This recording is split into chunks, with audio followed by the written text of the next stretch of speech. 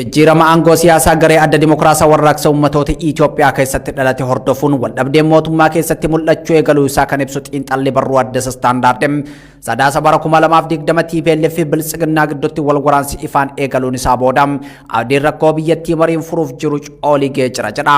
Dhidhima siyaasaa biyyattii muudateem wal amantaa dhabuu gareewwan siyaasaa fi walitti bu'iinsa sabootaa biyyattii babal'achuun wal waraansi naannoo Tigraay keessa ture gara naannoo Amaaraa fi Affaaritti ce'uusaa dabalateem lolli naannolee biyyattii biroottis babal'atee jira jedha. Dhimma kana ilaalchisuun barsiisota yuunivarsiitii, barattoota, namoota siyaasaaf jiraattota kutaalee biyyattii adda addaa kan dubbise Addis Istaandaard marii biyyaalessaa akka biyyattiitti yaadame ilaalchisee hawaasni biyyattii abdii akka hin qabne ibse.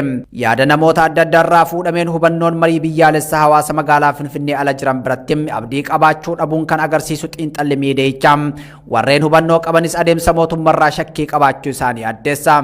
Mariin biyyaalessaa Itoophiyaatti isa jalqabaa ta'uuf yaadame kun yaadota faallaa biyyattii qarqara diggumsaarraa qaqqabsiisan walitti araarsuuf yaadamee karoorfamus koomishiniin marii kana akka adeemsisuuf filameen fedhii fi deeggartoota paartii Biltsiginnaa qofaan ta'uun ammoo dhimmicha ija shakkiin akka ilaalamu taasisee jira jedha. Koomishiniin marii biyyaalessaa hundeeffamus hanga ammaatti sochiin homaatuu jiraachuu dhabuun isaa biyyattiin abdii qabdu fixachuu ishee agarsiisa kan jedhan gaafatamtoonni Addis Istaandaard mariin mootummaa yaade kun marii mootummaa ofii isaatii mari'achuuf karoorseedha jechuun qeeqaniitii jiru.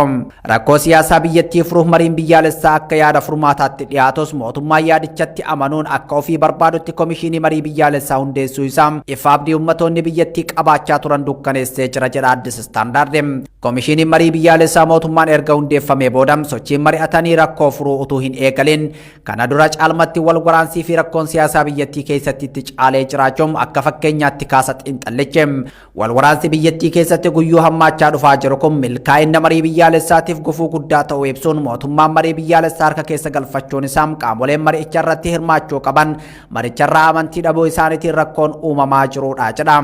Yaadrimeen marii biyyaalessaa jedhu erga jalqabee booda naannoo Gaambeellaa keessatti Oromoonni hedduun ajjeefamaniitii jiru. Naannoo Beneshaangul Gumuz keessattis humnoonni shororkeessitootaa faannoo daangaa ce'uun Gumuzotaa fi Oromoota Matakkal hedduu ajjeesaniitii jiru. Rakkoo wal waraansa waliinii biyyattii keessatti hammaatee adeemsifamaa jiru kun marii biyyaalessaa haala toora qabeessaan akka hin milkoofneef danqaa ta'ee jiraachuu isaa Addis Istaandaard ibseetii jira. Gaanfa Afrikaatti ergamaan addaa Ameerikaa Maayik Hamar dhimma waraana kaabii Itoophiyaatti geggeeffamaa jiru wal qabatee baatii tokko keessatti yeroo lammaffaaf gara Itoophiyaa imaluuf akka ta'e waajjira dhimma Ameerikaa beeksise. Maayik Hamar waraanni humnooti Tigraay fi mootummaa Itoophiyaa jidduutti geggeeffamu atattamaan akka dhaabbatuu fi marii nagaa hooggansa gamtaa Afrikaatiin geggeeffamu akka eegaluuf gargaaruuf jedhameeti jira. FC waajjira dhimma alaa USA kaleessa onkoloolessa 2022 baasee akka jedhutti ergamaan addaa Maayik Hamar imala isaanii onkoloolessa 3 hanga 18 bara 2022 turuun Itoophiyaa dabalatee Keeniyaa fi Afrikaa kibbaan daawwatu. Ambaasaadder Maayik Hamar daawwannaa isaanii Finfinneetti taasisuuf jiraniin mootummaa Itoophiyaa qondaalota gamtaa Afrikaa qondaalota mootummoota gamtoomanii fi dhaabbilee gargaarsa namoomaa waliin wal arguun mari'atu jedha ibsichi. Kana malees ambaasaadder Maayik Hamar waraana dhaabuu fi araara biyyaalessaa mirkaneessuu keessatti barbaachisummaa itti gaafatamummaa dhimmoota mirgoota namoomaa cimsanii dubbatu jedhamee eegama. Akkasuma daawwannaa Keeniyaatiin qondaaltota mootummaa waltaatota idil addunyaa dhaabbilee miti mootummaa fi kanneen yaalii ijaarsa nageenyaa naannichaa keessatti hirmaatanii fi warra barbaachisuuf deeggarsi namoomaa akka dhiyaatu kanneen haala mijeessuu waliin akka wal argan ibsichi eereeti jira. Ergamaan addaa Hamar gara Afrikaa kibbaatti imaluun deeggarsa yaalii ijaarsummaa gamtaa Afrikaatiin hoogganamu cimsuuf qondaaltota mootummaa biyyattii waliin ni mari'atus jedhameeti jira.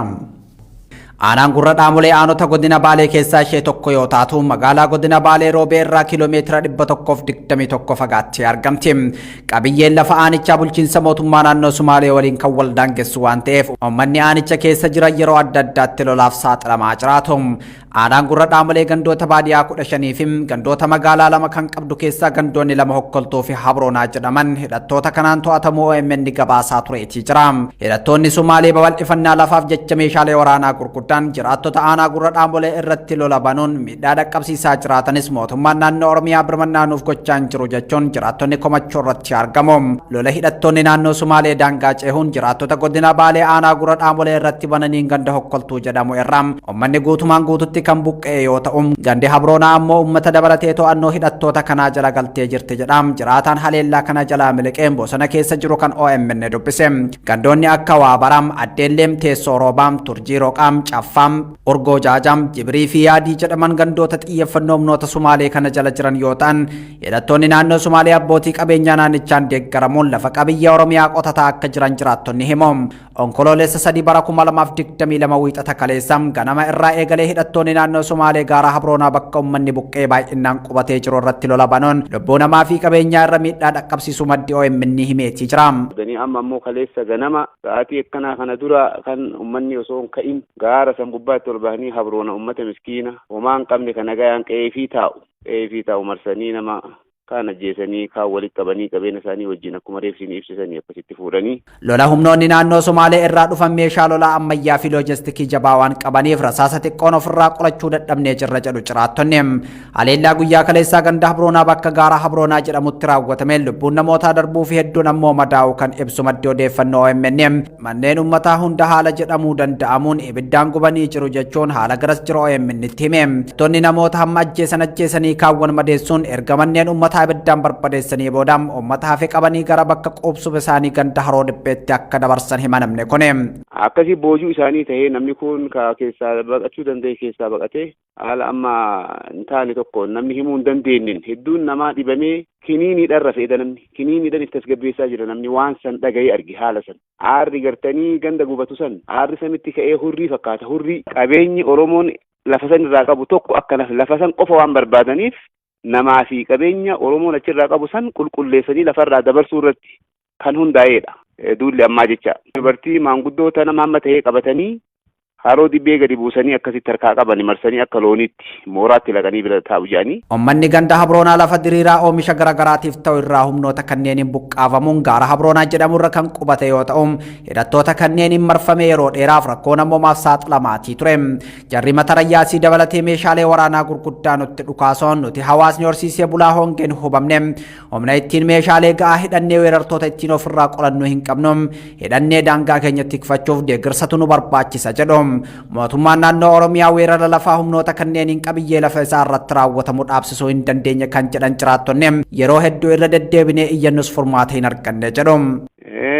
Qala'ii qabaniin qawwee hin qabanii qawwee kan qabus rasaasa keessaa hin qabu Oromoon gaa akka qawwee hin qabaanne qabaattus qawwee si akka meef keessaa ilmoo hin qabaanne taasifamaa waan tureef waan garaas hin nyaatu kun jaamaa ture yaalamaa ture uummannis mee akkami waan jedhamu takka hamma xiqqoo abdii godhataa ture ijoollee achi geessanii turanii ijoolleen achi geessan kun ijoollee waraanaa biyyattii eegu kan gartee biyyattii tasgabbeessu ka akka namni hin duune taasisu osoo hin taane ijoollee biyyaa riphee lolaanii kan jaaraman tokko jira ijoollee magaalaa akkasiirraa guuranii hojii dhabdoota rakkattoota walitti qabanii leenjisanii naannoodhuma akkasii eeriyam akkasii san eeguudhaaf achi geessantu jira ijoolleen tun hedduun isaanii meeshaa darbanii deemu haalli gartee haala hamaadha mootummaan xiyyeeffannaa itti kennuu dhabuurraa kan ka'e itti gaafatamummaan ummata buqqa'e kana ummata du'e kana eenyu akka ta'u ifaan ifatti uummanni Oromoodhaa wal gaafachuu qaba.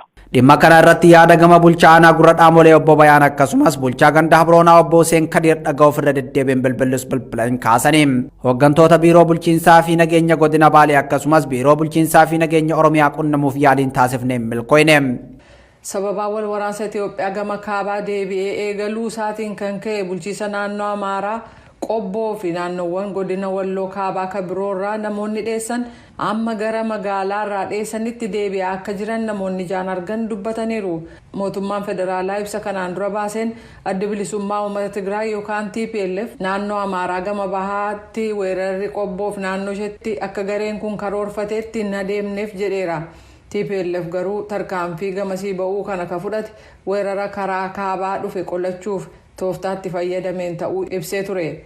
Walloo kaabaa keessatti wanti haaraan mul'ataa jiru kun walitti bu'iinsa waggootii 2 guutuuf deemuuf mariidhaan furuu fi yaalii hawaasni addunyaa godhuuf dhiibbaa geessisuun itti fufee yeroo jiruutti ministeerri dhimma alaa Yuunaayitid Isteets Anthony Blinken pireezidaantii haaraa Keeniyaa William Ruto waliin kaleessa dhimmootii irratti mari'atan keessa walitti bu'iinsi Itoophiyaa gama kaabaa tokko ture.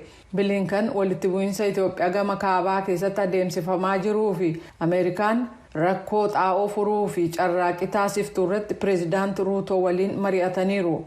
Gama kaaniin dubbii himaan adda bilisummaa uummata Tigraay Geetaachoo Raddaa humni qilleensa Itoophiyaaf kan Eertiraa haleellaa hamaa xayyaara nammaleeyyii yookaan dirooniin har'a Addidaayiroo keessatti gaggeessan jechuun tiwiitarii ofiirratti barreessan. Haleellaan kunis uummata Tigraay dhiyaa keessaa manaaf qe'ee ofiirraa godaanan irratti qiyyaafachuusaa fi daa'immanii fi akkasumas maanguddoonni kurnaa ol ajjeefamuun hedduun immoo madaa'uu isaanii beeksisan. Gocha kana baay'ee gaddisiisaa akka taasisuu jedhan obbo Geetaachoon namoonni miidhaman kun kanaan dura manaaf qe'ee ofiirraa dheessanii bakka qubsuma Adiyaaboo jedhamu keessa warra turan ta'uu isaaniiti jedhaniiru.